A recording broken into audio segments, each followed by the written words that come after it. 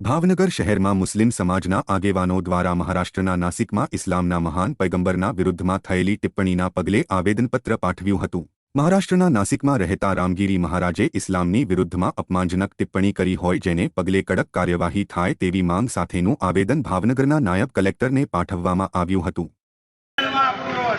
नबी साहब नो अपमान करने जेल में पूरो नबी साहब नो अपमान करने जेल में पूरो अधिकार है, चाहे मुस्लिम हो कि चाहे हिंदू हो कि चाहे ईसाई।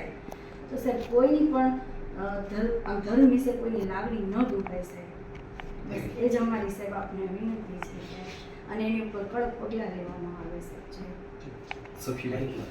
અમુક સાહેબ ખુલ્લે શાંતિનો માહોલ છે, અમે કાયમ રાખવા માંગીએ છીએ। અમારી લાગણી એટલી જ છે કે આ જે વ્યક્તિએ આવું બોલ્યા હોય તેની સામે કાયદેસરની તાત્કાલિક પગલાં લેવામાં આવે અને કાયદેસરની કાર્યવાહી કરવામાં આવે। તે કેમ કે પેગમ્બર સાહેબ વિશે કોઈ બોલે એ કોઈ મુસ્લિમ નહીં, હિન્દુ સમાજ પણ ન સહન કરે કે કોઈના મહાન પેગમ્બર દેશની લાગણી દુભાઈ છે।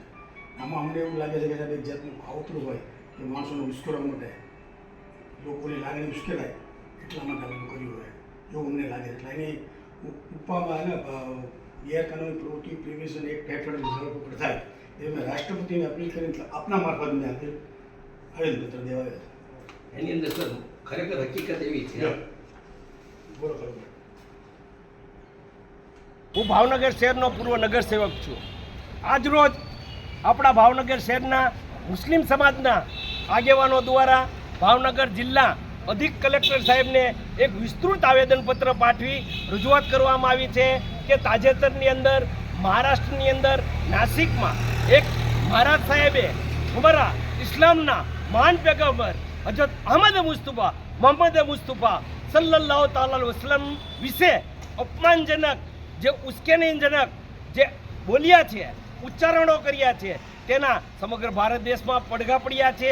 તમામ જગ્યાએ આવેદનપત્ર આપવામાં આવી રહ્યા છે અને આ મહારાજ સાહેબ સામે પગલાં ભરવામાં આવે તેવી રજૂઆતો કરવામાં આવી રહી છે, જેના ભાગરૂપે આજે ભાવનગર શહેરમાં પણ આવેદનપત્ર આપી અને રજૂઆત કરવામાં આવી છે કે જે પેગમ્બર સાહેબ વિશે બોલ્યા હોય તેની સામે કડકમાં કડક પગલાં લેવામાં આવે અને જે કાયદેસરની કાર્યવાહી કરવામાં આવે તેવી જ અમારી લાગણી અને માંગણી છે।